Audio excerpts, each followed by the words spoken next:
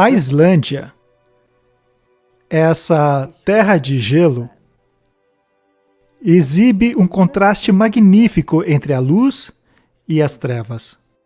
Quando se olha para aquelas planícies negras, para aqueles campos de lavas vulcânicas, para as áreas vulcânicas do planeta e seu denso negror, quando vemos a beleza que emerge dali, com os seus brancos riachos borbulhantes, embranquecidos pelos glaciares de onde se originam, o contraste entre a luz e as trevas, entre a verdade e o engano, é maravilhosamente simbolizado neste lugar.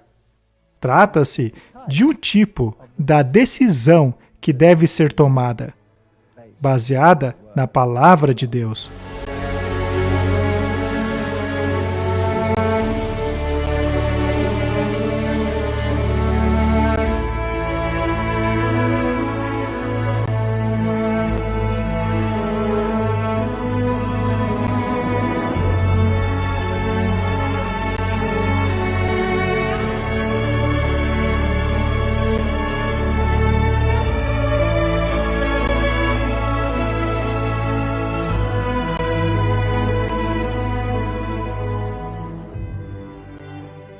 E vi um outro anjo voando pelo meio do céu, que tinha na mão o Evangelho eterno, para proclamar aos que habitam na terra, a toda nação, tribo, língua e povo,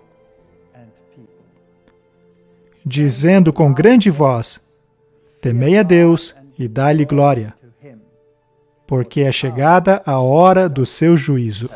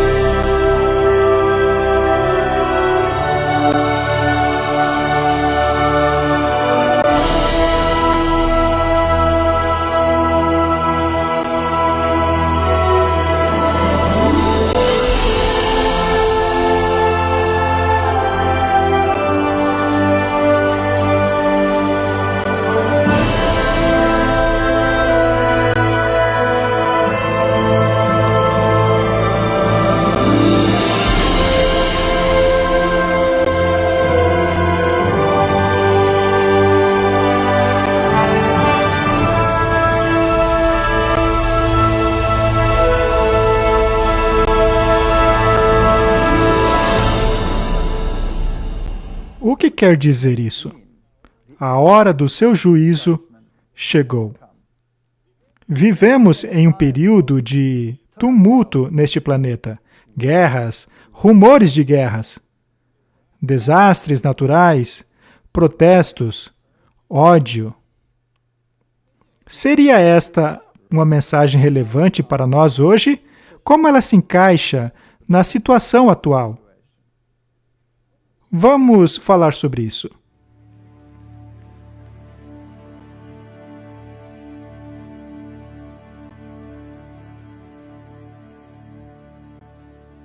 É pensar que há 2000 anos atrás, lá estava João sentado na ilha de Patmos, recebendo aquela impressionante visão, que desde então tem intrigado a humanidade, que teve um papel tão importante no desenrolar das questões da Reforma Protestante e que também desempenhará um papel muito importante no tempo em que vivemos também. Eu estava pensando, se não deveríamos dar uma olhada em alguns detalhes para ver exatamente o que isto engloba. Apocalipse, capítulo 14, fala da tremenda experiência da abertura da sala do trono e do Cordeiro ali de pé, rodeado pelos redimidos. E então segue esta mensagem que deve ser entregue à humanidade. As 3 mensagens angélicas de Apocalipse 14, começando pelo verso 6. E vi um outro anjo voar pelo meio do céu, e tinha o Evangelho eterno para o proclamar aos que habitam sobre a terra, e a toda a nação, tribo, língua e povo. Então, o Evangelho eterno será mais uma vez reavivado. Deve ser pregado para todo o mundo. Esta é uma mensagem universal, utilizada aqui. Toda a nação, tribo, língua e povo. O mundo inteiro deve ser iluminado com a glória destas mensagens. E estas mensagens não são insignificantes, pois são proclamadas com grande voz. Esta é uma mensagem muito importante, uma mensagem épica. Temei a Deus e dai-lhe glória, pois é chegada a hora do seu juízo. Antes de Apocalipse 14, temos naturalmente Apocalipse 13, que identifica os poderes envolvidos nesta última batalha. Temos a besta emergindo do mar, e temos a besta que emerge da terra. E, por definição, uma besta é um reino, é uma entidade política.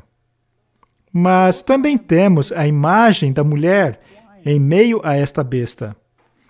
E na Bíblia, uma mulher é sempre símbolo da igreja.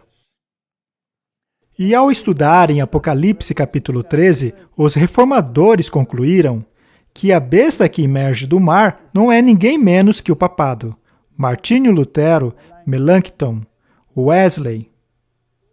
Todos estes reformadores identificaram a besta do mar como sendo o papado. E os atributos apresentados ali estão intimamente conectados com os atributos encontrados em Daniel capítulo 7, nos atributos do chifre pequeno, que é um poder político. Aqueles atributos o definem como sendo um poder blasfemador que perseguiria os santos, todos aqueles fatores que também são encontrados em Apocalipse 13. Portanto, esse poder é um sistema político religioso, a união entre a igreja e o Estado, impondo as doutrinas da igreja. E anteriormente ao capítulo 13, temos o capítulo 12. E no capítulo 12, vemos o grande conflito entre o bem e o mal.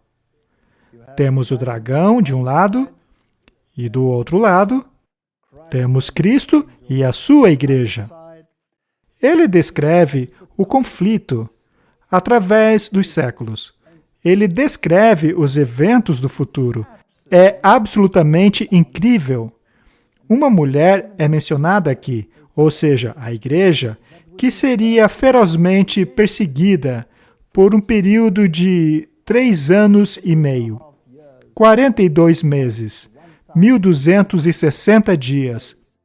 E os reformadores utilizaram o princípio dia-ano, que é um princípio bíblico, de maneira que, ao calcular-se esse período, temos 1260 anos, pois é a Bíblia que nos diz para considerar um dia como ano. E isto nos leva ao período de perseguição, no qual a Igreja de Cristo seria perseguida, ao longo do período da supremacia papal, no qual esta mulher foi protegida nos lugares mais solitários, em que o Evangelho foi pregado vestindo panos de saco. A palavra de Deus foi pregada com derramamento de sangue. Aquele poder político e religioso crescia cada vez mais, chegando nas cortes de reis, recebendo a aclamação e honraria dos quais julgava ser digno. O poder que não se contentou em emblamar a espada espiritual, mas que também empunhou a espada secular. Esta espada secular passou a ferir em nome da espada espiritual. Estas foram as questões abordadas pela Reforma Protestante. E então a mulher teve que fugir. E por todos aqueles anos, esta guerra, este conflito, foi acuando a mulher, a Igreja de Deus, para lugares desertos. E a Igreja fugiu para vários lugares do mundo, em busca de paz e de liberdade para praticar a sua religião. Foi neste tempo que os Estados Unidos da América foi colonizado, a África foi colonizada, a Austrália, a Nova Zelândia foram colonizadas, e o protestantismo se espalhou para um novo mundo. Junto à ascensão do poder do protestantismo, veio também a complacência. E mais uma vez houve retrocesso, assim como houve nos dias de Israel. Temos esse desabrochar da verdade e a aderência ao princípio apenas para mais uma vez dar espaço ao declínio, à apostasia, à deterioração. E conforme temos esses altos e baixos da apostasia, os altos e baixos da lealdade, um seguindo o outro. O mesmo aconteceu no mundo cristão. Enquanto havia perseguição, o povo era fiel. Permanecia firme pelo princípio, mesmo diante da morte. Mas quando tudo se acalmou e a perseguição não era mais tão óbvia assim, a complacência tomou conta. E houve então este retorno ao sistema como era antes. Deus então suscitou um novo povo. E é dito lá em Apocalipse 12, verso 17, que o dragão, que é o diabo, irou-se contra a mulher, ou seja, a igreja, e foi fazer guerra ao remanescente de sua semente, ou seja, a igreja após os 1260 dias, ou 1260 anos de supremacia papal, que, aliás, começou em 538 d.C., quando o bispo de Roma subiu à cadeira papal, exercendo não apenas poder religioso, mas também um poder político. E então, em 1798, este poder foi removido quando o general Berthier e o exército francês entraram em Roma e aboliram o governo papal, o governo secular, nascendo assim a Itália moderna. Mas este poder receberia o seu poder novamente. Segundo a Bíblia, mesmo tendo recebido essa ferida mortal, ele seria curado, e o mundo inteiro mais uma vez se maravilharia após ele. E assim, aquela divisão que ocorreu na Reforma Protestante seria curada. E todos mais uma vez se uniriam. Mas havia um grupo que estava determinado a apegar-se aos princípios da Bíblia ao invés de sucumbirem na teologia popular da atualidade. O dragão irou-se contra a mulher, contra essa igreja, e saiu para fazer guerra contra o remanescente de sua semente, aqueles que guardam os mandamentos de Deus e possuem o testemunho de Jesus Cristo. O conflito entre os princípios bíblicos e aqueles adeptos à teologia popular se concentrariam em torno da questão dos mandamentos de Deus e do testemunho de Jesus, que é definido pela Bíblia como o espírito de profecia. Este espírito de profecia é aquele mesmo espírito que tem existido em meio às palavras proféticas ao longo da história. Os Jeremias, os Isaías, os profetas da antiguidade possuíam o testemunho. Eles tinham o dom profético. Esta mensagem formaria o compartimento da última mensagem. O conflito seria entre aqueles que guardam os mandamentos de Deus e têm o testemunho de Jesus, e a unidade em apostasia, que tomaria conta do restante do planeta. Isto exige uma mensagem específica, endereçada a um tempo específico. Lá em Apocalipse 14, nós vemos essas 3 mensagens angélicas. Sua abrangência é de impressionar. Leiamos novamente. E vi um outro anjo voar pelo meio do céu. Esta mensagem é uma mensagem urgente. Ela se move como um relâmpago,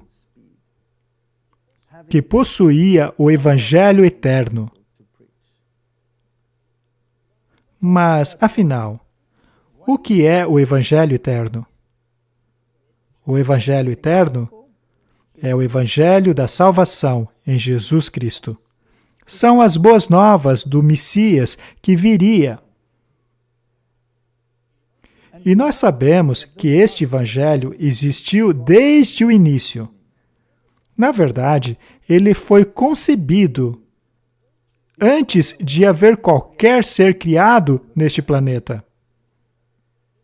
Encontramos as suas sementes logo no início com Adão e Eva, na primeira promessa do Messias, em que a inimizade seria entre a semente da mulher e o dragão e sua semente. Este conflito entre os filhos da obediência e da desobediência é observado em Caim e Abel, no qual Abel traz uma oferta que simboliza que a salvação está fora dele mesmo, enquanto Caim diz: não, as obras de minhas mãos satisfarão a divindade. Este conflito que começou ali tem progressivamente se repetido vez após vez na história da humanidade. Mas o Evangelho não mudou. Quando a luz do Evangelho quase desapareceu, quando nas trevas da Idade Média, que a própria história chama de a Idade das Trevas, quando aquela luz foi quase extinta, os reformadores fizeram com que aquela luz mais uma vez brilhasse. Mas que luz foi esta?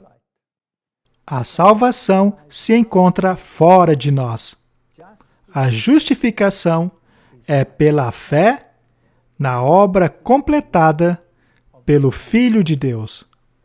Nós nos apropriamos da salvação através da fé, pelo agarrar da promessa, ao dependermos de um sacrifício feito fora de nós mesmos. Justificação pela fé, não pelas obras. Este conflito entre a fé e obras, entre as palavras de Romanos e as palavras de Tiago, ocorreu naquele período primitivo do protestantismo. Quando Martinho Lutero descobriu o glorioso evangelho da salvação em Cristo, ele entrou em conflito com o livro de Tiago. Ele o chamou de o evangelho de palha. Mas com o tempo, conforme estudou mais profundamente a questão, ele enxergou a conexão. Em certa ocasião, ele ofereceu seu chapéu de doutor a qualquer um que pudesse reconciliar o livro de Romanos com Tiago. Mas depois de um tempo, ele tomou de volta o seu chapéu de doutor porque ele mesmo havia reconciliado os dois. Veja, as obras são consequências da salvação e não o meio para ela. Portanto, a fé sem obras é morta. Mas as obras jamais poderão salvá-lo. A salvação é algo realizado totalmente fora de você. É pela fé no Filho de Deus que recebemos a salvação. É pelo acreditar na palavra e aceitá-la como se ela fosse uma realidade. A fé é a substância, a realidade daquilo que se espera. É a evidência daquilo que não se vê. A fé, portanto, torna-se uma realidade viva na alma que se apropria da salvação que é oferecida em Jesus Cristo. Este é o Evangelho eterno. E opondo-se a ele, temos o Evangelho das obras. Então, quando os reformadores dizem que são salvos pela fé e somente pela fé, a Contra-Reforma disse: esta palavra somente é anátema. O Concílio de Trento decidiu que aqueles que creem que a salvação é somente pela fé são anátema. E assim formou-se o palco para o derramamento de sangue que se seguiu. A história nos mostra o que aconteceu em seguida. Milhões de pessoas perderam suas vidas porque decidiram-se ou por um lado do Evangelho ou pelo outro lado do Evangelho. Somos salvos pelas obras ou salvos pela fé? Na palavra? Só que hoje, parece que abriram mão disto. Parece que todos acabaram se entendendo. Porque é dito lá, na Declaração Conjunta sobre a Justificação, que o mundo protestante alinhou-se mais uma vez com o mundo católico, finalmente unindo as suas definições, aparentemente, e declararam que juntos confessam que pela graça, apenas nas obras salvíficas de Cristo, somos justificados. Acontece que isto não é a mesma coisa.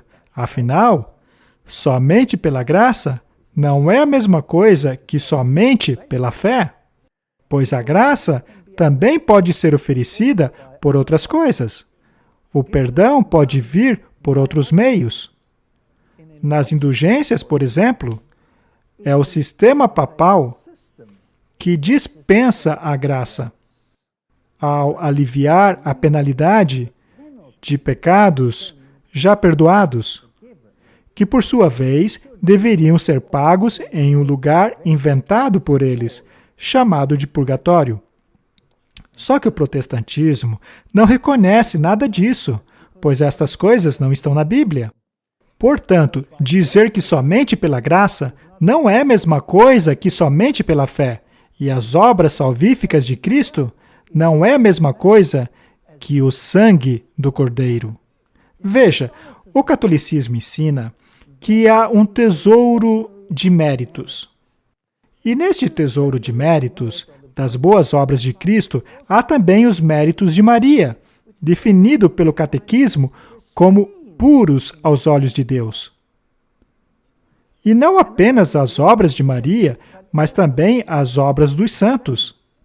Então, todos esses méritos estão disponíveis neste tesouro de méritos, e o sistema pode apoderar-se deles por meio do poder da sucessão apostólica através dos papas e oferecido por meio das indulgências, para alívio das punições pelo pecado.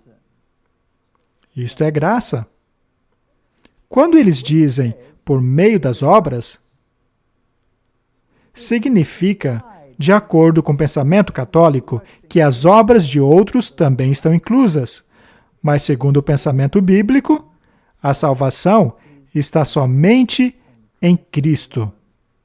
Não há outro nome por meio do qual somos salvos. Portanto, essa questão entre a fé e obras é a parte central do Evangelho eterno. Desde os tempos de Abel, quando ele levou aquele sacrifício, por meio do qual, pela fé, ele sacrificou o Cordeiro inocente, apontando para o Cordeiro de Deus, que levaria os pecados do mundo, e este sacrifício foi aceito por Deus. Enquanto que Caim trouxe as obras de suas mãos, e este sacrifício não foi aceito. É fascinante que Deus sempre declarou que sua obra é completa, pois afinal, ele descansou após a sua obra de criação, assim como descansou na sepultura após a sua obra de redenção. Portanto, o Evangelho eterno deve mais uma vez ser pregado. Não pode haver concessões. Como disse o próprio Martinho Lutero a respeito da doutrina da justificação, é impossível fazer concessões, pois essa doutrina é pedra angular do Evangelho. E assim como a pedra angular foi rejeitada nos tempos de Jesus, quando o rejeitaram como Messias, esta pedra angular do protestantismo será mais uma vez rejeitada. Ela deve ser pregada para cada nação, tribo, língua e povo. A salvação é pela fé. Pela fé no Filho de Deus, somos salvos pelo sangue do Cordeiro. Clamando com grande voz, temei a Deus e dai-lhe glória. Não glórias às nossas próprias obras, não glória às nossas conquistas, mas glórias a Deus. Pois a hora do seu juízo chegou. O que há de tão especial a respeito da hora do juízo? Ao voltarmos para o sistema judaico, no qual o Evangelho era ilustrado em tipo, por tipos e sombras, o judeu não era salvo pela guarda da lei. Ele precisava trazer o cordeiro e então colocar as suas mãos sobre ele e confessar os seus pecados, de forma que o cordeiro morreria no lugar do pecador. Este é o plano da salvação. Este é o Evangelho eterno. Era pelo sangue do cordeiro que ele recebia o perdão.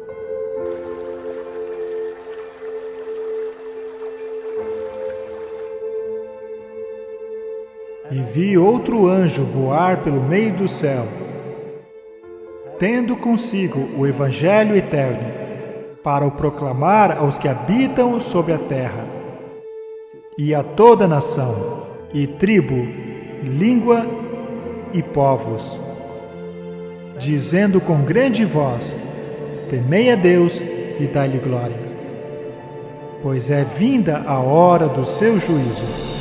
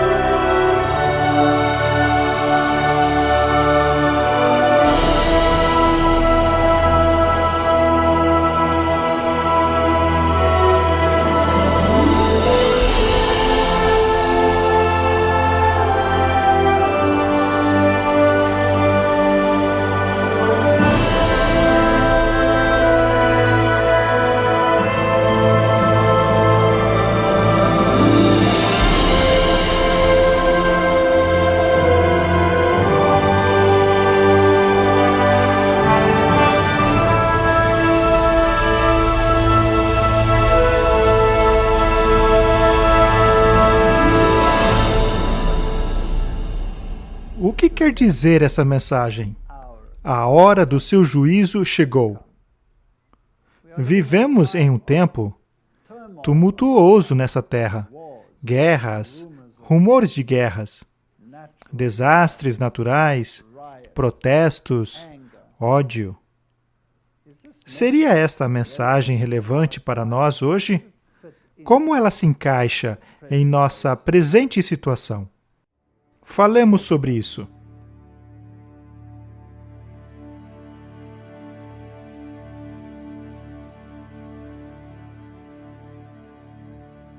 Que história espetacular! João estava lá na ilha de Patmos, preso a um ambiente árido e hostil. Nós também vivemos em situação semelhante. Também vivemos em um mundo árido e hostil. E lá ele recebeu a visão. Eu imagino o que passou pela mente dele ao contemplar ciclo após ciclo de eventos contínuos e históricos. E após tudo aquilo, ele presencia a última batalha entre o bem e o mal. Se voltarmos um pouco antes de Apocalipse 14, ali no capítulo 13 e no capítulo 12, e até mesmo no capítulo 11, vemos a descrição deste grande clímax histórico. Vemos bestas surgirem do fundo do abismo, do mar e até mesmo da terra. E ao consultarmos Daniel, vemos que estas bestas são reinos. 4 bestas são mencionadas em Daniel capítulo 7. No total, as bestas têm 7 cabeças. A primeira besta que ele vê possui uma cabeça, que é Babilônia. Chegando então na era da Medo-Pérsia, vemos que o urso, que erguia um de seus lados, também tinha apenas uma cabeça. E ao chegarmos no período grego, temos o leopardo, que tinha 4 cabeças, pois o Império Grego foi dividido em 4 após a morte de Alexandre o Grande. O império teve que ser controlado por seus 4 grandes generais. Então chegamos à besta terrível, que tinha 10 chifres e uma cabeça. E também encontramos essa besta conglomerada em Apocalipse 13, em que uma besta surge do mar, que tinha 7 cabeças. Este é o número das cabeças que encontramos em Daniel capítulo 7. A primeira besta tinha uma cabeça, a segunda uma também, a próxima 4 e a próxima uma, dando um total de 7.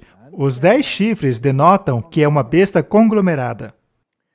Isso também nos revela algo sobre esse último poder, que haveria de confrontar o Evangelho eterno de Deus. Este último poder é um sistema político-religioso. Ele tem componentes babilônicos, pois fala com a boca do leão. Tem elementos Medo-Pérsia. Ergueu-se sobre o pé da Medo-Pérsia, pois possuía os pés de urso. E os reformadores identificaram esse sistema como Roma. Viram que esse sistema tem elementos babilônicos. Ele possuía o aspecto da adoração da mãe e do filho, que teve origem na grande Semíramis e seu filho Tamuz. Isto faz parte da história da Babilônia. E então veio o mitraísmo da Medo-Pérsia, o sistema adorador do sol, e cuja estrutura foi firmado. É por isso que o sistema se firma nestes pés. Mitra era a unha e carne do sistema de adoração romano. Ele também foi incorporado neste sistema. E o corpo era de leopardo. Este é o componente grego, a filosofia grega, a filosofia da lei natural, ao invés da filosofia da moralidade pregada pela Bíblia. Todos estes elementos se contrapõem àquilo que a Bíblia ensina sobre salvação em Cristo e em Cristo apenas. E então temos os 10 chifres, que estavam na 4ª besta, e este é o elemento romano, e havia coroas nos chifres, o que significa que Roma reinou nas porções quebradas do Império Romano, os estados europeus, as nações bárbaras. Veio então o chifre pequeno, que acabou se sobressaindo sobre os seus companheiros, reinando sobre os seus compatriotas. E este poder blasfemador, encontra eco no chifre pequeno, que também é blasfemador. Esse poder perseguidor que perseguiu os santos. Isso nos leva de volta à história dos valdenses, que eram cristãos que guardavam o sábado, que tinham a palavra de Deus como princípio, e foram massacrados nos vales de Piemont, assim como os albigenses, cujo movimento reformador foi perseguido e destruído. Temos também os huguenotes, que foram obliterados na França. E o que dizer dos holandeses, que fugiram para o sul da África, para colonizar aquela região? E todos os cristãos que fugiram da Europa, rumo ao novo mundo recém-descoberto, para os Estados Unidos, na América do Norte, também para a Austrália, Nova Zelândia, e assim o protestantismo escapou daquele poder perseguidor. Vemos esta história em Apocalipse, capítulo 12. É impressionante, pois lá no capítulo 12 é descrito este conflito entre o dragão, que é o diabo e seus representantes, e a semente, que é Cristo, da mulher, que é a sua igreja, de quem ele saiu e a quem ele protegeria desta influência perseguidora. E o dragão confronta este menino, que nasceria e seria levado ao céu. E a mulher, que representa a igreja, pregaria o evangelho da salvação. Ela seria terrivelmente perseguida por um período de tempo, 1260 dias, ou 3 anos e meio, que é a mesma coisa que 42 meses. E este período de tempo é mencionado vez após vez. Os reformadores utilizavam o princípio dia-ano, considere um dia por um ano, como foi mencionado pelos profetas da antiguidade, e baseando-se nesse princípio, 1260 dias representa 1260 anos. E ao aplicarmos isso ao papado, vemos que eles conseguiram o seu status político e assumindo o papel de autoridade no ano de 538 d.C., quando o imperador romano concedeu este poder ao papado. Assim, os papas governaram por 1260 anos como uma entidade política, assim como religiosa. E o papado mesclou as questões da igreja com as questões do Estado. E em 1798, conforme dizia a profecia, o general francês Berthier marchou para dentro de Roma, capturando o Papa, enviando-o para o exílio, tirando desta forma o poder do Estado da Igreja Católica. Nascia então a Itália moderna. Acontece que a Bíblia diz que esse poder surgiria de novo.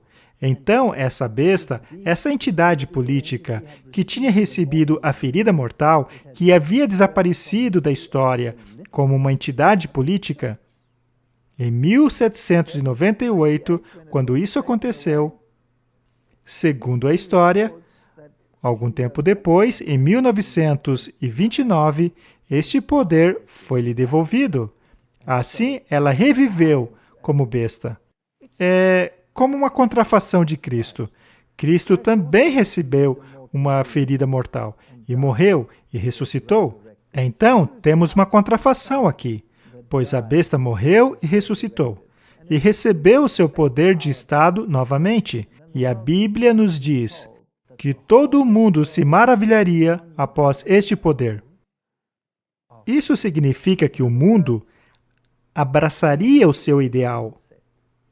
E a sua mentalidade é uma mentalidade que existe desde a introdução do pecado. é a mentalidade de Caim, ou seja, eu satisfarei as exigências da minha salvação por meio de minha própria obra. E assim, Apocalipse 12 descreve este conflito entre estes dois poderes, o dragão e as suas forças, e a semente da mulher, Jesus e suas forças. E vemos que a besta de Apocalipse 13 recebe o seu poder do dragão. Portanto, esta guerra, descrita em Apocalipse capítulo 12, acabou por se esmaecer depois dos 1260 anos. Mas o Evangelho de Deus é eterno, ele não esmaece. Portanto, ele seria reavivado. Em um determinado momento da história, ao final do período dos 1260 anos, tem início um novo movimento que iria restaurar aquilo que foi destruído nesse conflito.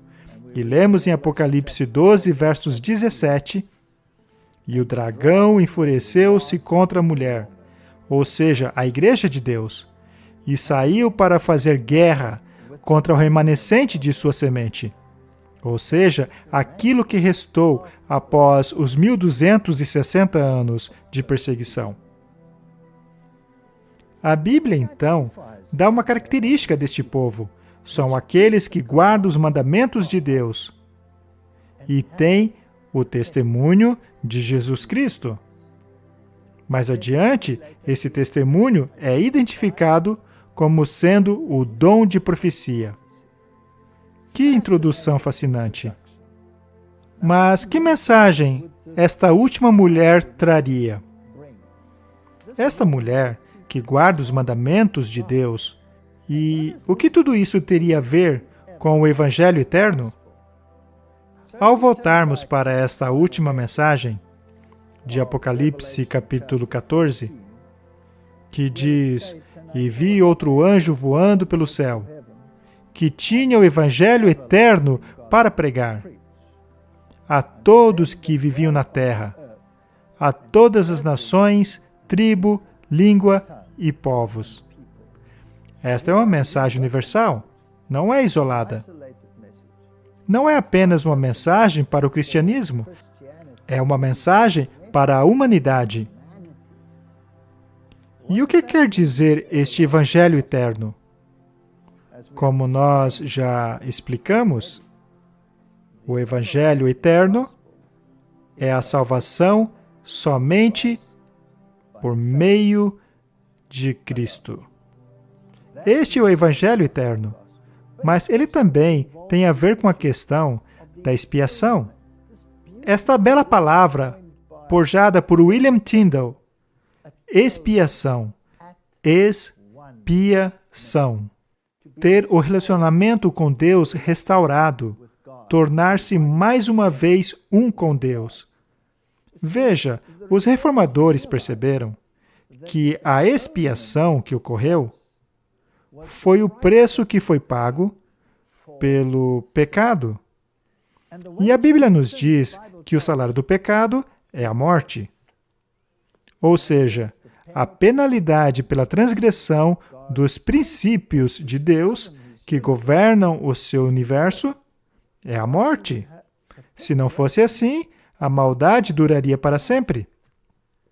Portanto, esta penalidade é exigida pela justiça. E como poderia esse Deus de justiça ser, ao mesmo tempo, um Deus de graça e perdão? Bem, Deus não levou o assunto do pecado na brincadeira. Pelo contrário, ele estava disposto a sofrer as consequências ele mesmo. Então Cristo, tomando a forma da humanidade, tornou-se um ser humano e se pôs no lugar onde Adão havia caído. Ele tornou-se um segundo Adão. E uma vez que a humanidade esteve corporativamente em Cristo, antes dele tê-la criado, Cristo assumiu a posição de cabeça da humanidade, assim como Adão ocupou essa posição. mas uma posição ainda maior, pois ele era Deus homem. E em sua forma humana, ele poderia morrer, e sendo totalmente Deus, ele pagou a penalidade pela humanidade. E por meio do seu sangue, que tem vida em si mesmo, somos salvos. Isto é expiação. Mas as grandes religiões do mundo negam a expiação. O Islã nega a expiação. Segundo eles, Jesus não morreu de verdade. Ele apenas pareceu que havia morrido para aqueles que o crucificaram. Mas ele não morreu, na verdade. E então, o evangelho da expiação, que salva a humanidade por meio do sangue, é irrelevante. Pois Deus poderia ter tratado conosco como uma pessoa qualquer, já que teríamos nós mesmos a capacidade de fazer e executar aquilo que Deus exige. Logo, não existe necessidade da expiação. O catolicismo ensina a mesma coisa. O catolicismo nega a expiação, assim como o Islã e qualquer outra grande religião neste planeta. Todos ensinam que não é por meio do sangue que somos salvos, mas pelas boas obras dele. E neste tesouro, que eles chamam de o tesouro de Maria, que não consiste apenas nas boas obras de Jesus, mas as boas obras de Maria, assim como os de todos os santos. E o Papa tem acesso a este tesouro de méritos, tendo o poder para concedê-los através das indulgências, a fim de aliviar a penalidade do pecado, que já foram perdoados. Ora, mas se você ainda precisa pagar pelos pecados dos quais você já foi perdoado, então deve haver um lugar especial para que essa pena seja aplicada. E foi aí que eles inventaram o purgatório, que, aliás, não é mencionado em nenhum lugar da Bíblia. E a indulgência seria uma diminuição da penalidade de pecados que já foram perdoados. E ao tomar este mérito dos santos e Maria, e até mesmo Jesus, eles podem pagar pelas suas penalidades e aliviá-las. E o doador do alívio é o sucessor de Pedro, e não Cristo, já que Cristo teria dado essa tarefa à igreja. Então, de acordo com o pensamento católico, o Deus da graça é o Papa. Porém, a Bíblia diz que não há outro nome debaixo da terra pelo qual podemos ser salvos além do nome de Jesus Cristo. Não existe salvação fora dele. Ninguém vai ao Pai senão por Jesus. E este sistema, que incorpora tantos elementos, tantas pessoas, que supostamente foram boas, enquanto a Bíblia diz que não há pessoas boas. A nossa natureza é caída. Não podemos pagar em nada a nossa própria salvação. A salvação vem completamente fora de nós. E este conflito tem sido travado desde o início e há de atingir um clímax no fim dos tempos. Sendo assim, só podemos nos apropriar da salvação ao nos agarrarmos a ela pela fé, pois a fé é a substância, a realidade daquilo que se espera, a evidência daquilo que não se vê. Este Evangelho eterno deve ser pregado mais uma vez. Ele foi pregado por Abel, foi pregado também pelo sistema judaico do santuário, pois no Antigo Testamento não eram salvos por guardar os mandamentos. Você só era perdoado se trouxesse um cordeiro e colocasse a sua mão sobre a cabeça, confessando os seus pecados, sobre a cabeça do cordeiro, e assim o inocente cordeiro morria em seu lugar, por causa do seu pecado. Isto era uma ilustração do Cordeiro de Deus que tiraria o pecado do mundo. Isto havia sido pregado em Tipo, naquela época já. e então foi redescoberto pelos reformadores. Eles pregavam que a salvação era somente por meio da fé. E isso contrariou Roma, já que Roma ensina que somos salvos pelas nossas obras, que as obras de nossas mãos, assim como Caim pensava, era o meio para a salvação. Portanto, o Concílio de Trento declarou que a crença da salvação apenas pela fé era anátema. Então, todos esses cânones que foram expostos no Concílio de Trento lidavam com este assunto, e esta luta foi travada, e milhões de santos acabaram morrendo por causa da Inquisição, da perseguição e das guerras que aconteceram por causa dessa pequena palavra, somente. Somente pela fé. Os reformadores, eventualmente, tendo se espalhado naquelas terras desocupadas e tendo descoberto a paz, mas será que eles acabaram sucumbindo em relação a isso? Bem, conforme o tempo passou, o processo de ecumenismo começou. E a primeira organização ecumênica multidenominacional foi fundada no ano de 1844. Ela foi a Associação dos Jovens Cristãos. Era um movimento interdenominacional. E daquele tímido começo, o processo de reunificar aquilo que foi separado na Reforma Protestante começou. Então, foram feitas concessões após concessões. Finalmente, em 1999, no mesmo lugar onde Martinho Lutero havia pregado suas teses, no mesmo dia, em 31 de outubro, os luteranos e católicos assinaram uma declaração conjunta sobre a justificação. Esse documento foi tão cuidadosamente escrito que qualquer um que o leia vai achar que ele está em harmonia com os atributos da Bíblia.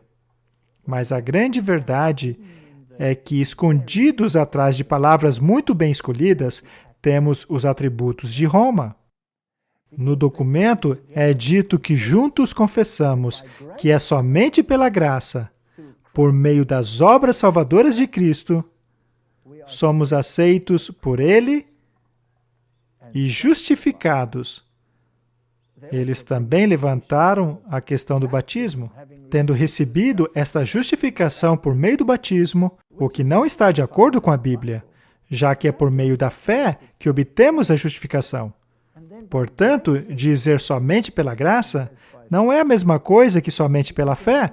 De acordo com o pensamento católico, a graça é oferecida através da sucessão apostólica, quando estes dão uma indulgência. Foi isso que o Papa Francisco fez quando concedeu indulgências a todos aqueles que seguissem o seu Twitter. Será então que apenas aqueles que têm um smartphone têm condição de receber o alívio da punição por pecados já perdoados? Então, a questão da indulgência mudou. O protestantismo aceitou uma definição espúria da justificação. Lá também é dito que somos salvos pelas obras salvadoras e não pelo sangue do Cordeiro. Esta é a essência da expiação. A Bíblia diz que sem derramamento de sangue não há perdão de pecados. Isto nos leva à questão da lei e da graça. Por que Jesus teve que morrer? Por que Jesus não nos redimiu do mal deste mundo através somente de suas boas obras? Veja, a lei de Deus é a norma da justiça, é a base e fundamento de seu governo. E essa lei é eterna. Todos os reformadores concordavam com isso. Todos concordavam que a lei era um bastião eterno contra o pecado. Martinho Lutero proclamou isso. Wesley fez o mesmo. Todos os reformadores diziam em uníssono que a lei permanece. E se a lei permanece, então a penalidade pelo pecado também permanece. Aí está a justiça de Deus. Como ele poderia ser um Deus de graça e um Deus de justiça ao mesmo tempo? A única maneira disso acontecer seria colocar-se à frente da humanidade. Seria Deus tornar-se homem para pagar Ele mesmo a penalidade em favor da humanidade caída. Aqui, esse Deus homem, em quem a humanidade estava corporativamente presente e que corporativamente morreu por toda a humanidade, a fim de pagar a penalidade pelo pecado. E eu posso me apropriar deste presente, deste preço que foi pago, através da fé. Não tendo justiça em mim mesmo, posso depender da justiça de Cristo, que a imputa em mim pela fé. Esta é a mensagem da Reforma.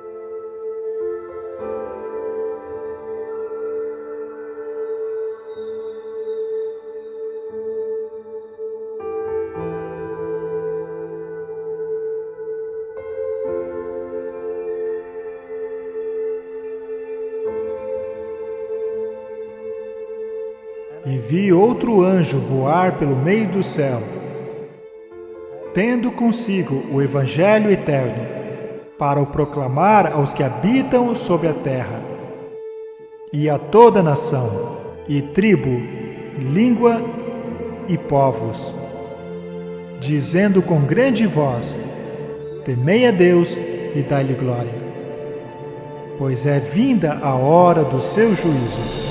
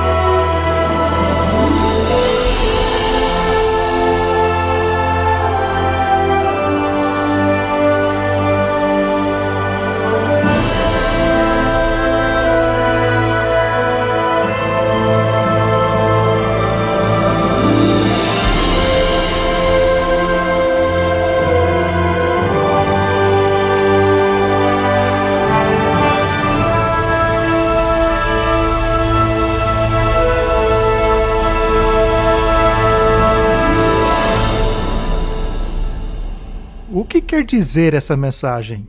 A hora do seu juízo chegou. Vivemos em um tempo tumultuoso nessa terra. Guerras, rumores de guerras, desastres naturais, protestos, ódio. Seria esta a mensagem relevante para nós hoje? Como ela se encaixa em nossa presente situação? Falemos sobre isso.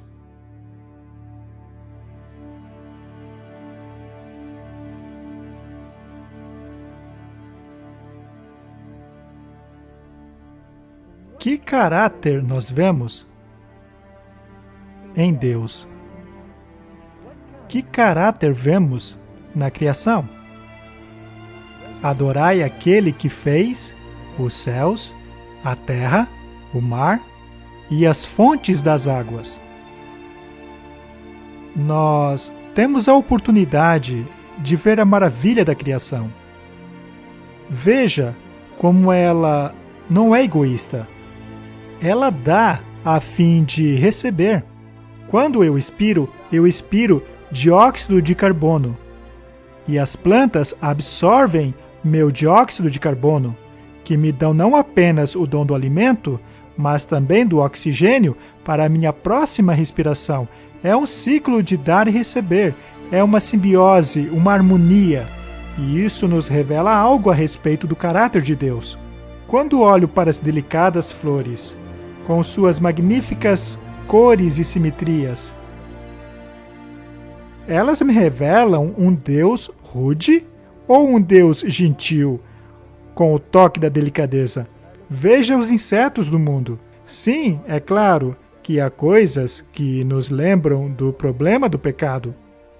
Mas ao olharmos o mundo através do óculos da fé, vejo as reminiscências de uma perfeita criação, de uma perfeita harmonia. Vejo um Deus gentil, manso e amável, para quem a beleza importa mais do que a ira, para quem a vida e toda a sua beleza é mais importante do que a fúria e a destruição. Sim, eu vejo as consequências do pecado no reino animal. Eu vejo o ciclo da morte e destruição. Mas eu também vejo a delicadeza no olhar de um animal. E até mesmo os animais que têm a capacidade de matar. Ao observá-los no momento apropriado, também vemos a manifestação do amor e da beleza. A criação está repleta das manifestações e da benevolência de Deus. Adorai aquele que criou. Você crê nisso?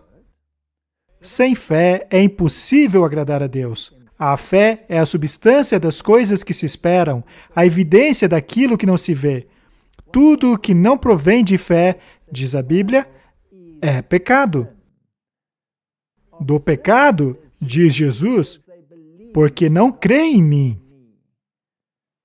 Assim como Adão e Eva não acreditaram naquilo que Deus disse a eles e escolheram crer nas mentiras da serpente, o teste final será novamente uma questão de fé. Crês tu nisso? Mas isso inclui Gênesis capítulo 2? No início, Deus criou os céus e a terra. É necessário termos fé num Deus criador que alega ter criado a terra em 6 dias literais? Hoje em dia, isto é considerado fundamentalismo e é abominável, de acordo com alguns. Mas as evidências falam por si mesmas.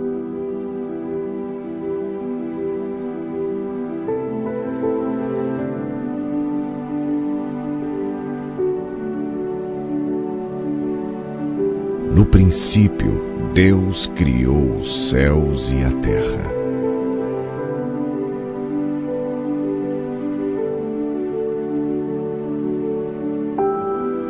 E disse Deus: haja luz.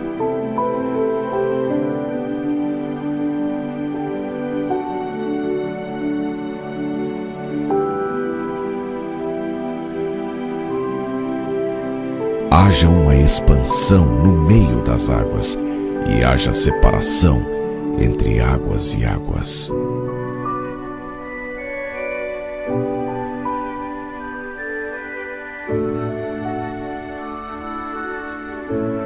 E disse Deus: produza a terra vegetação.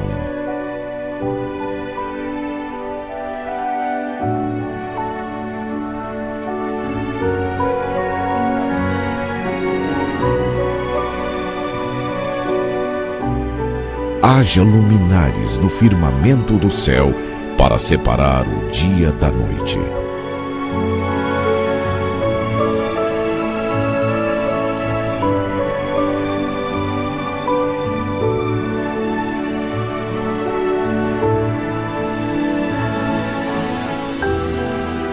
E disse Deus: encham-se as águas de seres vivos.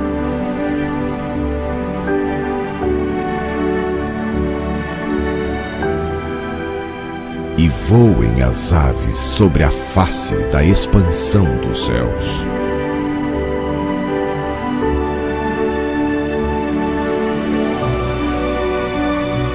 E disse Deus: produza a terra seres vivos de acordo com as suas espécies.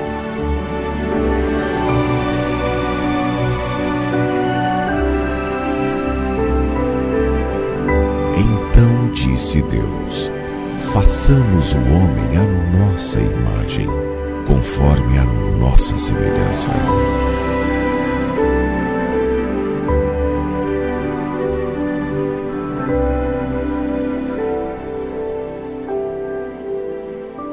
Veja a complexidade da vida. Essa complexidade irredutível nos mostra que a palavra de Deus é confiável. Deus viu tudo o que havia feito, e eis que era muito bom. Então segue o segundo anjo. Este anjo é fascinante. E outro anjo seguiu dizendo: caiu, caiu a Babilônia, aquela grande cidade que todas as nações deu a beber do vinho da ira de sua prostituição. Quem é Babilônia? Por que a Babilônia caiu? É claro que a Babilônia já caiu há muito tempo, pois a Babilônia literal já caiu e não existe mais. A Bíblia nos diz que ela jamais se levantaria novamente. Porém, aqui, no livro de Apocalipse, lemos sobre uma outra Babilônia. Essa outra Babilônia se encontra num estado caído, mas a Babilônia já está caída. Haveria, então, alguma comparação feita na Bíblia? Algum texto paralelo? A resposta é sim, pois a Bíblia é um livro completo. Ao irmos para Apocalipse, capítulos 17, vemos mais uma vez uma mulher. E lemos o seguinte no verso 3 do capítulo 17. Aqui o apóstolo João é tomado em visão e diz: e levou-me em espírito a um deserto e vi uma mulher, ou seja, uma igreja, assentada sobre uma besta de cor vermelha. Esta é uma descrição do poder político incorporado no dragão, aquele que controla os assuntos da humanidade na esfera secular, cheia de nomes e de blasfêmia.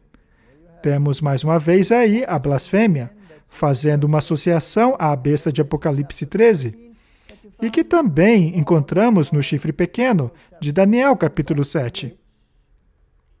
E todos foram descritos pelos reformadores como o poder do anticristo. E aqui temos o elemento da igreja. Ela monta, ela controla os sistemas políticos, ou seja, a besta, tendo 7 cabeças e 10 chifres. Ou seja, temos aí um conglomerado encontrado em Apocalipse 13, sobre o qual já falamos aqui. E a mulher estava vestida de púrpura e vermelho. Não são justamente essas as cores que vestem a igreja de Roma? Não são estas as cores dos cardeais e dos sistemas papal, da hierarquia e do magistério da igreja? Adornada de ouro e pedras preciosas e pérolas. Não é isso que vemos nos ídolos das igrejas? Veja a igreja onde o pequeno bambino é exibido, que não é ninguém além de Tamuz nas eras babilônicas. Veja o ouro e as joias que o envolve. Elas são tão valiosas que nossas riquezas terrenas tornam-se insignificantes quando comparadas a ela, e tinha em sua mão o cálice de ouro. Você não acha curioso que há apenas uma igreja no mundo que utiliza o símbolo de uma mulher com o cálice dourado na mão, e que é justamente Roma? Ao caminhar através do portal do Vaticano e nos voltarmos para a direita, no portão lateral, vemos lá a imagem da mulher com o cálice na mão. Lá, ela é feita de mármore. Mas ao entrarmos na igreja dos jesuítas, ali, no lado esquerdo, vemos a estátua magnífica dessa mulher segurando um cálice dourado na mão, o que não deixa dúvidas. E também temos a imagem da mulher com os reis da terra, adorando a seus pés, mas ela esmaga o protestantismo. E antes do Concílio Ecumênico do Vaticano II, essas estátuas possuíam nomes, dizendo claramente que aquele era Martinho Lutero e João Calvino sendo esmagado pelo poder romano. A mulher com um cálice dourado na mão, cheio da imundícia de sua prostituição, de sua apostasia perante Deus. Os meios de salvação dela colocam de lado o Filho de Deus. Esta mulher, cheia de abominações e imundícias de sua prostituição, ou seja, as falsas doutrinas da salvação disseminadas por ela, fazendo com que os habitantes da terra bebam do falso evangelho, acabam se tornando um com ela. E a mulher tem escrito em sua testa: mistério, Babilônia a Grande, a mãe das prostitutas e das abominações da terra. Que profecia fantástica! Os reformadores identificaram imediatamente o sistema descrito aqui como sendo a Igreja de Roma. Quando a Bíblia de Lutero foi impressa, ali no livro de Apocalipse, havia um desenho dessa mulher montada na besta e os reis do mundo adorando aos seus pés, identificada por ele como o sistema papal. E a prostituta Babilônia é a mãe das prostitutas. Não é fascinante que Roma, debaixo do Papa anterior, que aliás ainda está vivo, o Papa Bento, quando ainda era o cardeal Ratzinger, emitiu uma diretriz ordenando que as demais igrejas não fossem chamadas de irmãs, pois elas são, na verdade, filhas. Não sofrerei perda de filhos. Quando os documentos de unidade são assinados, não estão as crianças retornando à sua mãe? E quando as crianças retornam à mãe, aceitando a hierarquia e a estrutura da sucessão apostólica, que, aliás, era rejeitada pelos reformadores, eles não estão se tornando parte do sistema de Babilônia? Roma sempre esteve em uma condição caída, e o sistema do dragão, ou seja, o espiritismo, que promete a salvação mesmo no pecado, e a vida eterna apesar do pecado, por meio da reencarnação, sempre foi um sistema caído. Mas aqui, infelizmente, há um outro elemento de Babilônia, são as filhas voltando à mãe. Quando lemos em Apocalipse, capítulo 14, e seguiu-se um outro anjo dizendo: caiu a Babilônia, caiu a grande cidade. Existe apenas uma igreja aclamada como cidade, que é Roma, pois ela fez todas as nações beberem do vinho da fúria da sua prostituição. O padrão da justiça no mundo hoje não é a palavra de Deus. O padrão da justiça do mundo hoje são os direitos humanos. E os direitos humanos vieram da caneta, do sistema papal. Encíclica após encíclica foram formando os direitos humanos que temos no mundo hoje em dia. E estes direitos humanos negam a palavra de Deus, não importa o quão bom ele soe, pois, ao lermos os mandamentos, veja, pegue qualquer um deles, honra teu pai e tua mãe, para que tudo vá bem com você. Hoje, o direito da criança suplantou os direitos dos pais, mas a Bíblia coloca o direito dos pais acima do direito das crianças. Não matarás. Hoje, é seu direito abortar, e é considerado justo forçar indivíduos a praticar o aborto. Não matarás. E podemos ir adiante. Não cobiçarás. Não roubarás. Roma prega que é o seu direito depender o seu sustento dos bens dos outros. Tomás de Aquino disse que não é pecado quando o pobre toma do rico para satisfazer a sua necessidade. Todas essas questões estão incorporadas nos direitos humanos, mas que são contrárias às leis de Deus. As nações beberam deste vinho, adotando um sistema de moralidade que não é baseado na palavra de Deus, mas baseado na filosofia grega, a filosofia da lei natural de Roma. E, ao assinarem este acordo, o protestantismo se identificou com este sistema, adotando assim um plano de salvação contrário da Bíblia. Ela caiu. Ela caiu. E antes de lermos a mensagem do terceiro anjo, esta mensagem irá eventualmente culminar em um alto clamor, sendo repetida com grande poder no fim dos tempos, quando essas coisas vierem a acontecer. Vamos agora a Apocalipse 18 para constatarmos isso, já que esta mensagem é repetida ali. E ele bradou com uma grande voz. É um alto clamor. Então, esta mensagem da queda de Babilônia vai crescer cada vez mais ao nos aproximarmos do fim. Caiu a grande Babilônia. E então vem uma triste declaração. Ela tornou-se morada de demônios, o covil de todo espírito imundo, esconderijo de toda ave imunda e odiável. Pois todas as nações beberam do vinho da ira de sua prostituição. Esta é uma repetição da segunda mensagem angélica. E continua dizendo, e os reis da terra se prostituíram com ela. Portanto, os sistemas políticos se alinharam com a filosofia de Roma.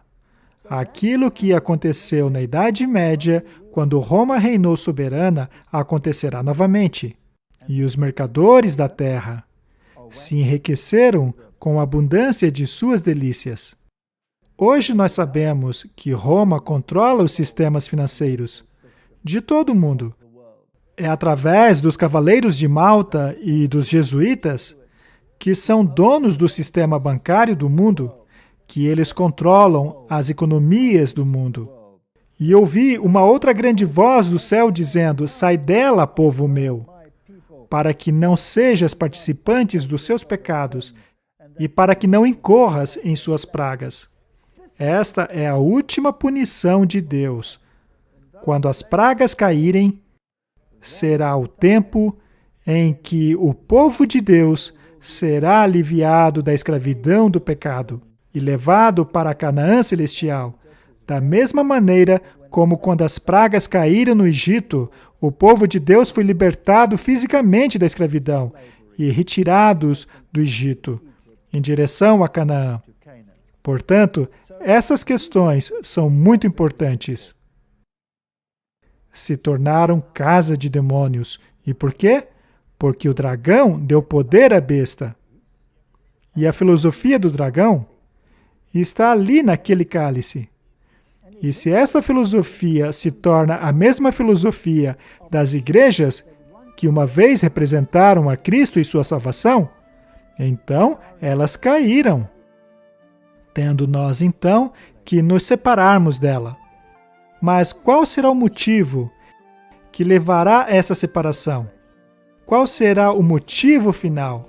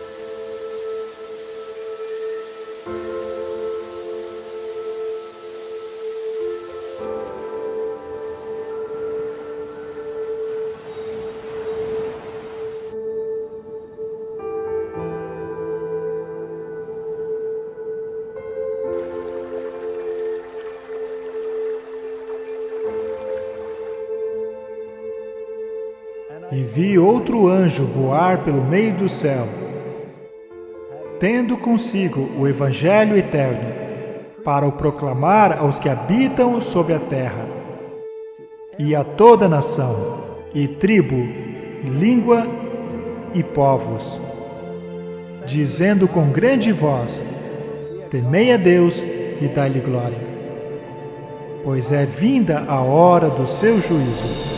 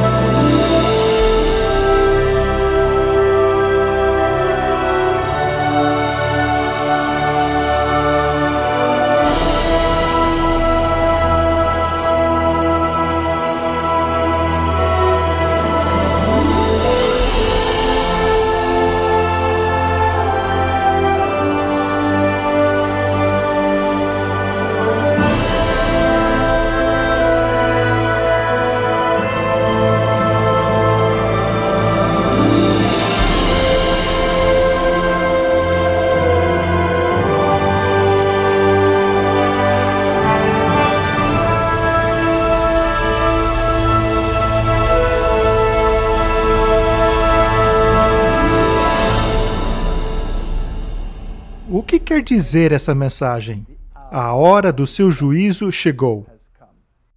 Vivemos em um tempo tumultuoso nessa terra. Guerras, rumores de guerras, desastres naturais, protestos, ódio. Seria esta a mensagem relevante para nós hoje? Como ela se encaixa em nossa presente situação?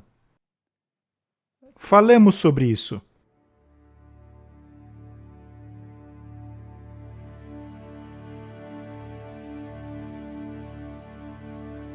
Existe um outro componente nas 3 mensagens angélicas.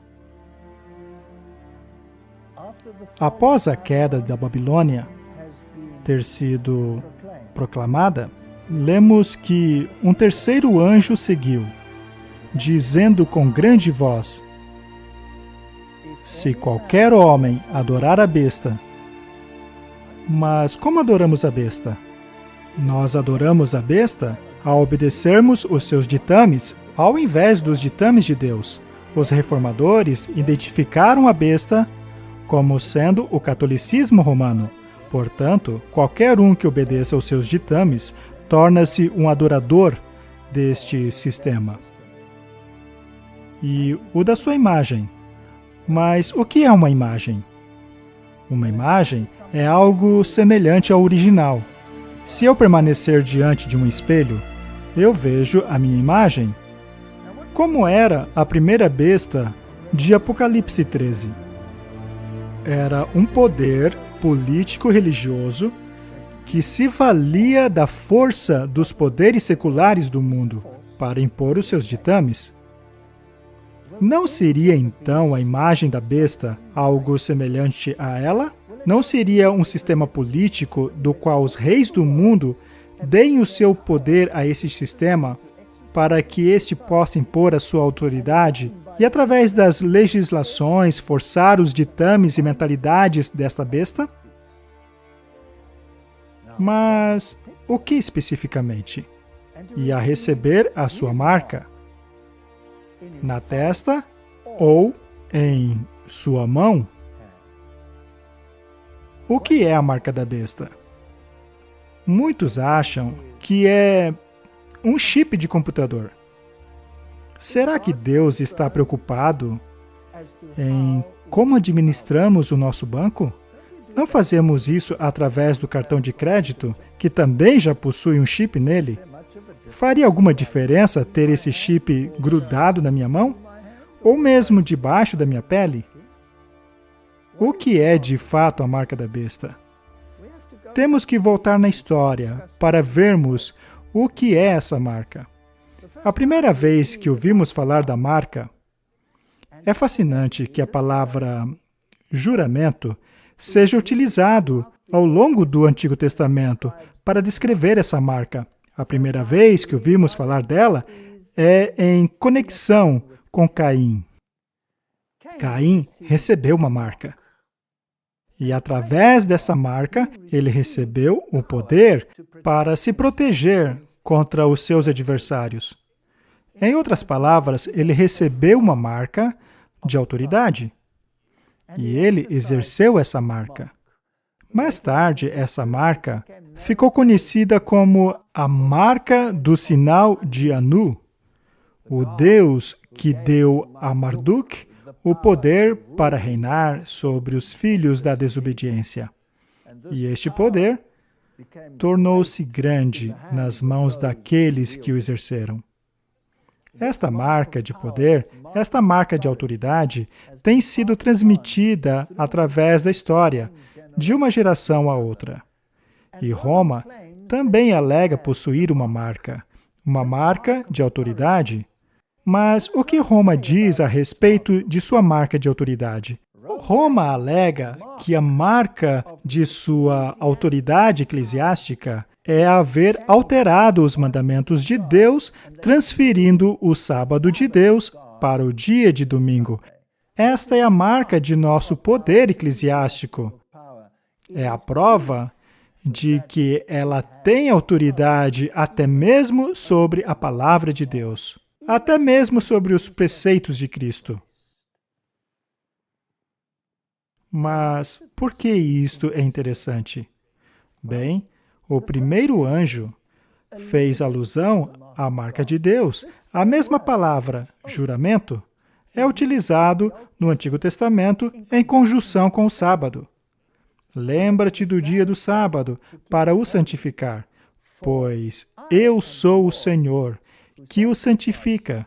É a marca da autoridade dele, é a mesma palavra utilizada ali. Então, Deus tem uma marca, e Caim teve uma marca. Os descendentes de Caim têm uma marca de autoridade, e os descendentes do povo de Deus têm a marca da autoridade de Deus. Eu sou o Senhor que o santifica. A sua marca, a mesma palavra ali, aplica-se ao sábado. Roma aplica esta palavra ao domingo. Portanto, é uma escolha de autoridade.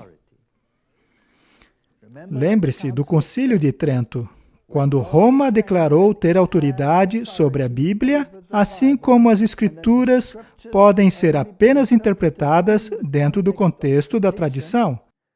Mas os reformadores disseram não, sola Scriptura, a Bíblia e somente a Bíblia. Mas Roma disse não, ela disse tradição. Então o arcebispo de Reggio entrou no conselho e disse: protestantes, vocês alegam que somos uma igreja prostituída, que somos uma igreja apóstata? Então, por que é que vocês guardam o domingo, quando a Bíblia não os ordena fazer assim? Por que é que vocês seguem a tradição de nossa igreja, ao invés da Bíblia que vocês tanto defendem? Portanto, vocês não são um movimento, vocês são uma rebelião. Então, Roma manteve-se ao lado da tradição, utilizando como base o sábado. Se qualquer homem adorar a besta, que é o catolicismo, e a sua imagem, que é o último sistema político-religioso, que dá autoridade a Roma, e recebe a sua marca de autoridade na testa, em outras palavras, está convencido de que aquilo é o correto, como está a maioria do protestantismo, aliás, ou em sua mão, não em sua mão, mas ou na sua mão. O que quer dizer que você age de acordo porque você obedece à lei. Apesar de não estar convencido, o mesmo beberá do vinho da ira de Deus, que é derramado sem mistura. Mas sem mistura do quê? Quando Deus derramou a sua ira no passado, sempre misturou a sua misericórdia. Mas agora será sem misericórdia.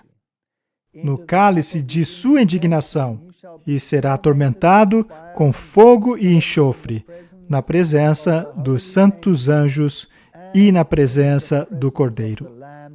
E a fumaça de seu tormento acendia para sempre, não tendo descanso. Aqui temos o elemento do descanso, e ao estudarmos as Escrituras, vemos que o elemento de descanso está sempre associado ao sábado. Este é o descanso que encontramos quando ele finalizou o seu trabalho. Portanto, o sábado é o símbolo da justificação pela fé. De forma que não tem descanso, nem de dia, nem de noite, aqueles que adoram a besta e a sua imagem, e todo aquele que recebe a marca de seu nome. Aqui está a paciência dos santos. Aqui estão aqueles que guardam os mandamentos de Deus em contraoposição aos mandamentos alterados de Roma, que transferiram o sábado do 7º dia para o 1º dia. E que têm a fé de Jesus. Veja, não diz aqueles que têm a fé em Jesus, mas é dito a fé de Jesus. Isto aqui, em grego, está escrito no genitivo. E o genitivo significa que é a fé dele. Portanto, até mesmo a fé que eu tenho teve que ser apropriada. A fé não é minha. Temos que orar dizendo: Senhor, aumente a minha fé. Tudo o que tem a ver com a salvação vem de Cristo, através de Cristo, em Cristo. Até mesmo a fé que eu tenho é um dom que Ele me dá. Eu não tenho nada de minhas próprias mãos. Tudo o que tenho vem da cruz.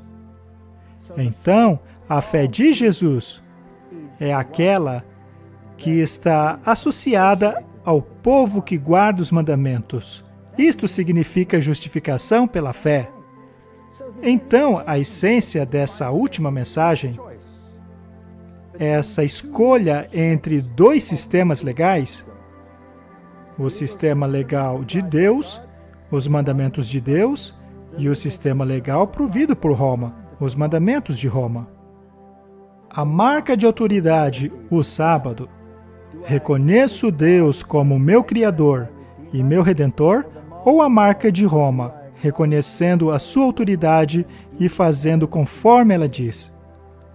Estas duas autoridades estão em conflito.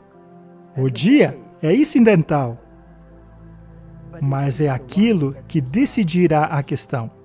Se eu guardar o sábado do Senhor, eu estou dizendo que pertenço a Ele por criação, que pertenço a Ele por redenção, que me aproprio de sua justiça pela fé no Filho de Deus, que derramou o seu sangue por mim e fez a propiciação pelos meus pecados. Mas se eu aceitar a marca de Roma, eu estou dizendo que entendo que a minha salvação está na obediência de seus preceitos, está nos rituais de seus sacramentos, que eu recebo o meu mérito pelas minhas obras, que vem das mãos dos sucessores apostólicos, Roma, que se apropria deles e os derrama por meio de suas indulgências, e eu recebo a minha graça de Roma. Se trata de uma escolha entre justificação pela fé em Cristo ou minha justificação pelas obras da obediência a um poder terreno e usurpador. O sábado é o símbolo que determina em qual dos lados eu permanecerei. A Bíblia diz: se eu não obedecer à marca da besta e aos poderes legisladores que estão se posicionando para forçar a adoração no domingo, até mesmo Israel tem aberto mão da autoridade do sábado, do sétimo dia, ao permitir atividades normais e seculares neste dia, e trazendo em paralelo o domingo. A União Europeia está clamando por um decreto dominical. Nações como a Polônia, Suíça e todas essas nações estão clamando pela proteção do domingo. O movimento do Dia do Senhor nos Estados Unidos está clamando pela adoração no domingo. Os sindicatos estão clamando por um dia de descanso. Eles querem a marca em sua mão. A ideologia não é importante para eles. Então, se você o faz por convicção, como nos casos da igreja, ou se você o faz movido por razões seculares, como estão fazendo os sindicatos, ainda assim você recebe na sua testa ou sua mão.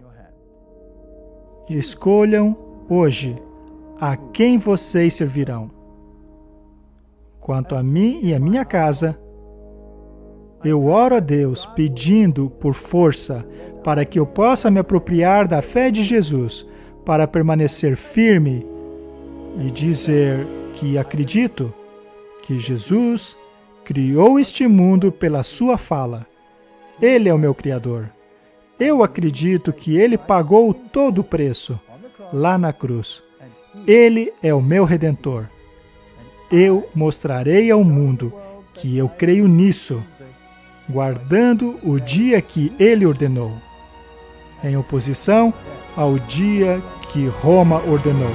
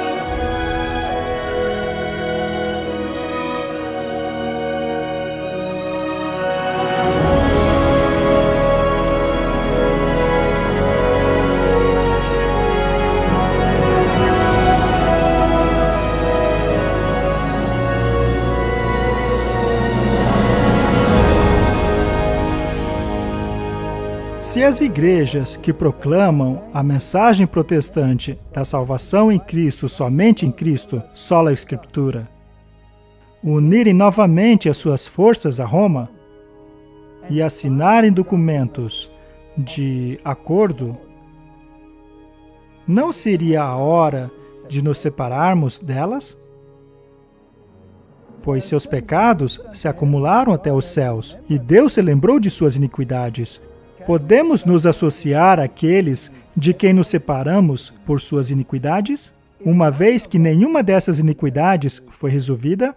Se as mesmas doutrinas que dominaram a Idade Média ainda dominam hoje, se as mesmas atividades, conforme vemos na mídia, são repetidas vez após vez após vez, se Roma continua cheia de suas doutrinas apóstatas, poderíamos nós nos associarmos a ela?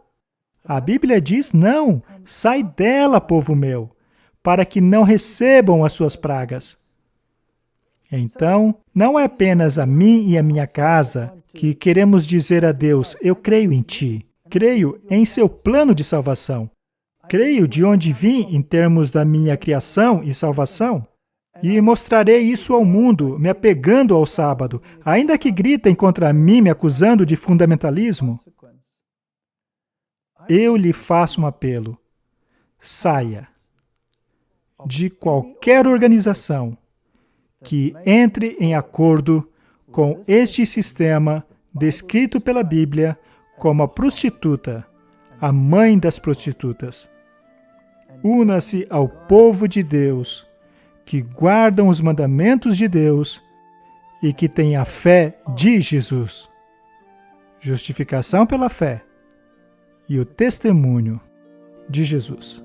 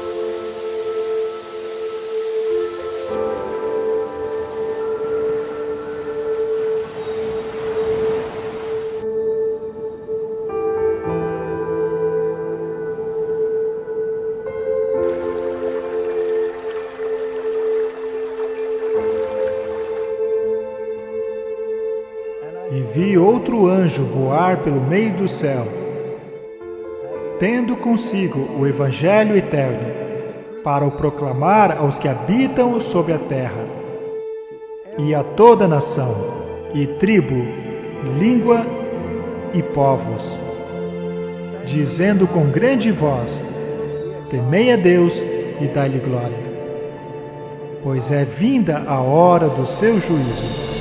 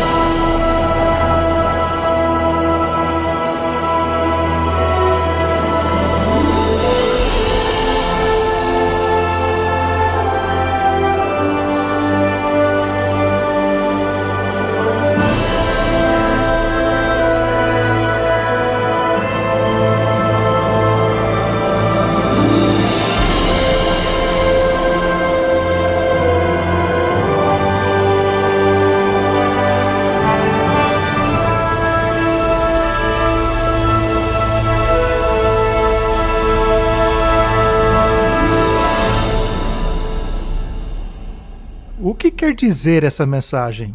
A hora do seu juízo chegou. Vivemos em um tempo tumultuoso nessa terra. Guerras, rumores de guerras, desastres naturais, protestos, ódio. Seria esta a mensagem relevante para nós hoje? Como ela se encaixa em nossa presente situação? Falemos sobre isso.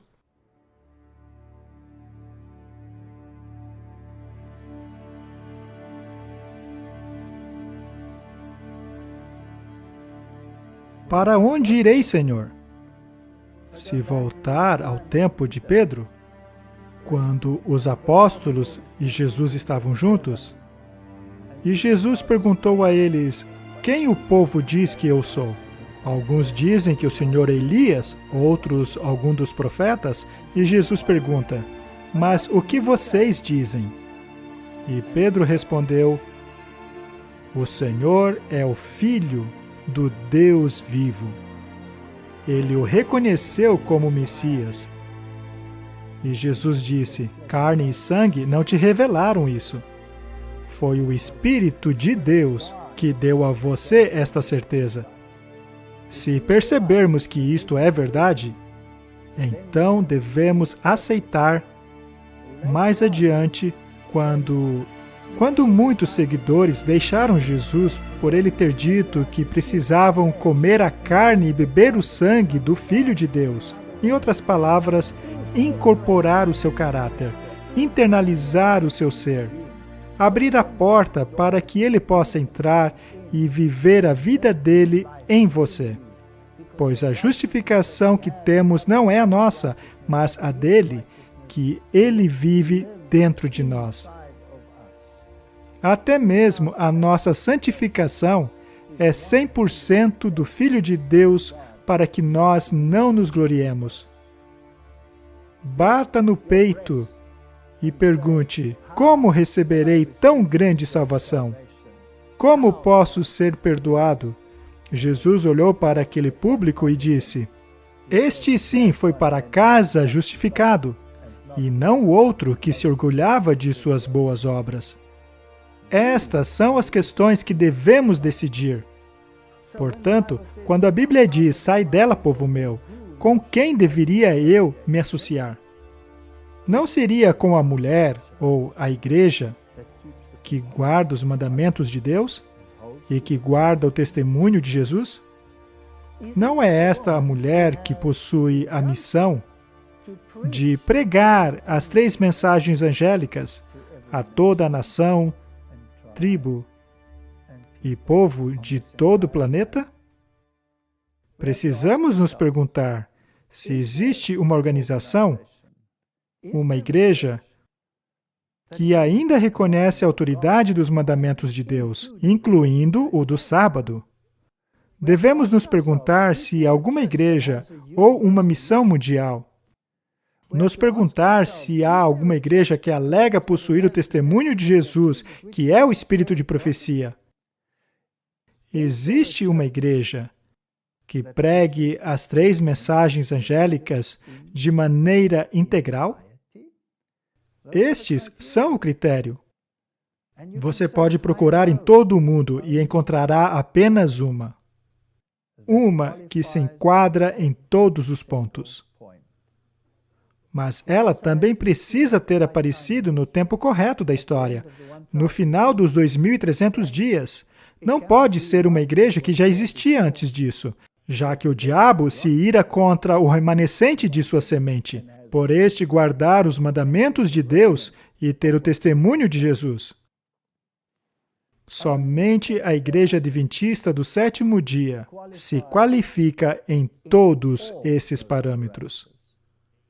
Eles reconhecem a autoridade dos mandamentos, eles guardam o sábado do 7º dia, são um movimento mundial e pregam as 3 mensagens angélicas, integralmente.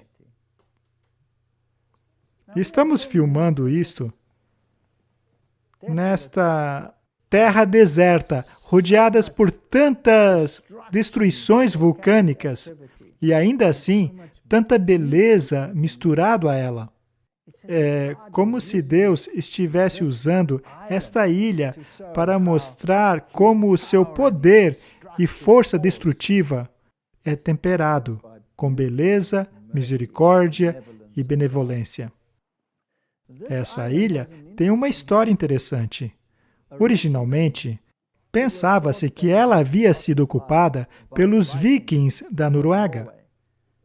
Mas as últimas pesquisas mostraram que os moradores originais dessa ilha foram provavelmente os celtas, que fugiram após Roma, haver conquistado suas nações e ter tomado aquelas ilhas e regiões de onde eles vieram, como a Irlanda e outros territórios. E os celtas eram cristãos que guardavam o sábado. Os primeiros migrantes provavelmente se assentaram aqui, chamando esta terra de Terra de Ishua. Island, Ishua, que mais tarde tornou-se Islândia ou Islândia. Mais tarde, as tribos da Noruega, como os vikings, vieram e se assentaram e aparentemente os dois povos se toleravam.